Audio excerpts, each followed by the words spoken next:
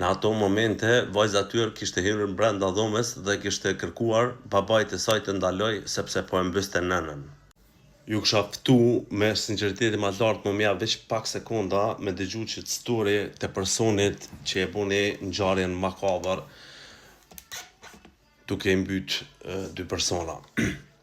Raje me kablo në ditën e Bajramit, kjo është titulli, Astrid Jusufi e kishte kresnuar gruan e tij se nëse ndash do ta vras familjen.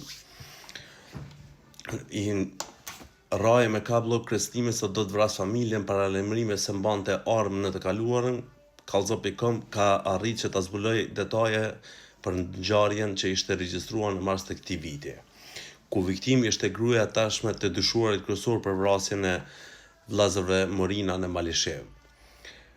Kallxo.com raportoi me 6/11 se ndaj Jusufit kishte pasur një akt akuzë në prill të këtij viti për dhunë në familje e kanosje. Për këtë ngjarje Kallxo.com zbuloi se ekzistonte edhe një vendim i gjykatës themelore të Prishtinës për shka e dënonte Jusufin për rraje dhe kërcënimin e bashkëshortes së tij. E di që është pak e mërzitshme në fillim, ama shumë ngjarje interesante dhe e dhimbshme. E madje ngjarja shkon edhe më larg kur vendoset që dënimi i gjykatës së Prishtinës të ndryshohet nga gjykata e apelit, dënimi ulet duke vlerësuar se ka arritur efektin e përgjegjësisë së të dënuarit.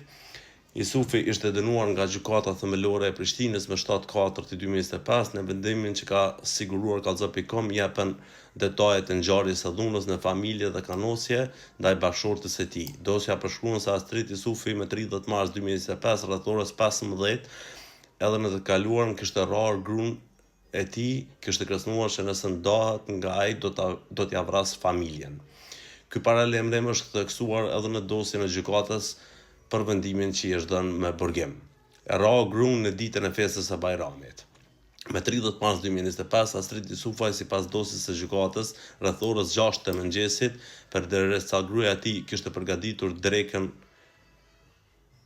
e festës së Bajramit, i pandero ishte zgjuar nga xhume, ku kanë habit me orë shtu, e kishte thirrë gruan e tij dhe e kishte goditur me peshqir në trup duke i kërkuar të njëjtës që t'i zgjoj fëmijët nga xhume. Gruaja i kishte shkuar te fëmijët, por ata nuk ishin zgjuar e ishte kthyer sërish te Astrid Jusufi për t'i treguar. Dosja që ka siguruar Kallxo.com tregon se Astrid Jusufi ishte nervozuar më pas kishte nisur ta sulmoj gruan e tij me shuplak e grushte në fytyrë e në trup. Disa orë më vonë, kur Astridi ishte kthyer në shtëpi pasi kishte shkuar të përshëndes familjarët për festën e Bajramit, kishte kërkuar ushqim nga gruaja e tij dhe kjo e fundit i kishte thënë se mungonte një produkt ushqimor, e kjo më pas sërish kishte qenë një sherr i cili shkaktoi dhunën fizike të dytë brenda ditës nga Astridi. Dosja shpjegon se kur kishte marrë vesh Astridi se mungon një produkt, i kishte marrë pjatat ushqimit dhe i kishte gjujtur në tokë, e më pas kishte kap gruan e tij për dorë, e kishte tërhequr zvarr, e i kishte futur brenda dhomës dhe i kishte nisur të shëllojë me një kablo të rrymës në pjesë të ndryshme të trupit. Në ato momente, vajza e tyre kishte hyrë brenda dhomës dhe i kishte kërkuar babait të saj të ndaloj se po e mbyste nënën.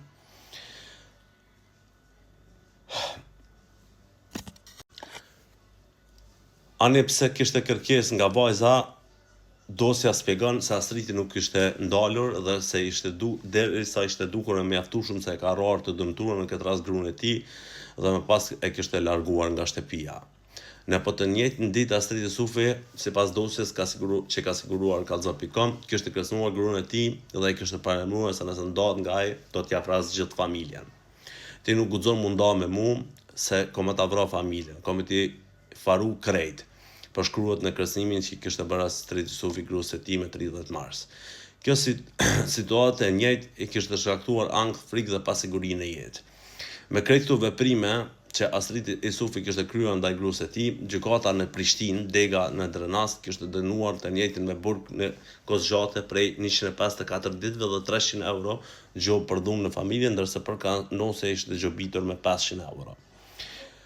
Xhelozia ishte shkak i dhunës familje. Pa telefon duke përjetuar dhunë të vazhdueshme fizike, gruaja e Astrid Jusufit në deklarimin e saj në seancën për caktimin e paragjykimit kishte thënë se burri i saj nuk i kishte lejuar telefon, nuk ka mundur me herë ta aparatoj dhunën në familje sepse nuk kishte mundësi. Burri i saj ishte xheloz dhe njëti nuk kishte dashur shur familjen e gruas së tij dhe kishte thënë shumë herë që nuk ka çka lyp ajo atje, aso këtu.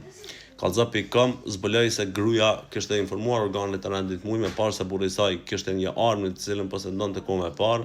Ajo pas ngjarjes se kishte qëndruar te familja e saj, ndërsa fëmijët te babai për shkak që të mos ndërpritej shkollimi i tyre. Për vendimin e themelores, Astrid Isufi ishte ankuar në apel.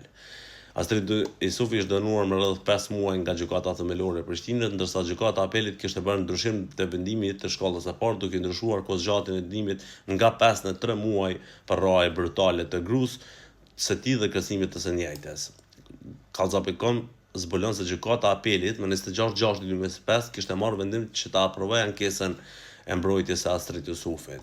Gjykata e apelit kishte vendosur që në total t'i jap Astrid Isufit dënim me burg 3 muaj dhe gjop 300 euro për dhunë në familje, ndërsa nuk kishte ndryshuar dënimin e gjopës për veprën penale të kanosjes. Për vendimin e gjykatës themelore të Prishtinës kishte bërë ankesë avokati i Astridit Muhamet Binaku.